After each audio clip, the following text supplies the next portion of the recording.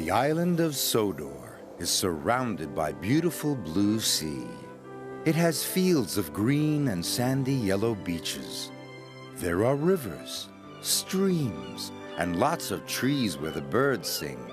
There are windmills and a coal mine, and docks where visitors to the island arrive. The island also has lots and lots of railway lines. Who's that puffing down the track? It's Thomas! Hello, Thomas! Hello, everybody! Welcome to the island of Sodor.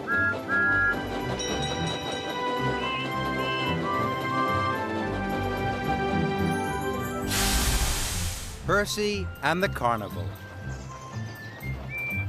It was a beautiful morning on the island of Sodor. All the engines were very excited. It was the day of Sir Topham Hatt's carnival. Children would be coming from far and wide. There was to be a special visit from the Chinese dragon. Percy was delighted. He thought the Chinese dragon was the most exciting thing of all. Sir Topham Hatt arrived at Tidmouth.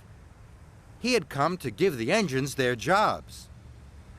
Edward was to pull the carousel, Henry the roller coaster, Gordon the carnival people, Toby the bumper cars, James and Emily were to pull the Ferris wheel. "And Thomas," boomed Sir Topham Hatt, "you are to collect the fireworks and the Chinese dragon." "What's my job, sir?" asked Percy hopefully. "You are to collect coal from the coaling plant.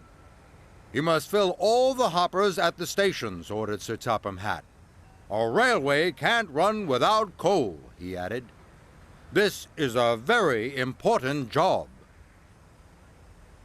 Sir Topham Hatt left, and all the engines were excited. All except Percy. "Coal?" he sighed. And he watched his friends leave for their exciting jobs. Percy felt very left out.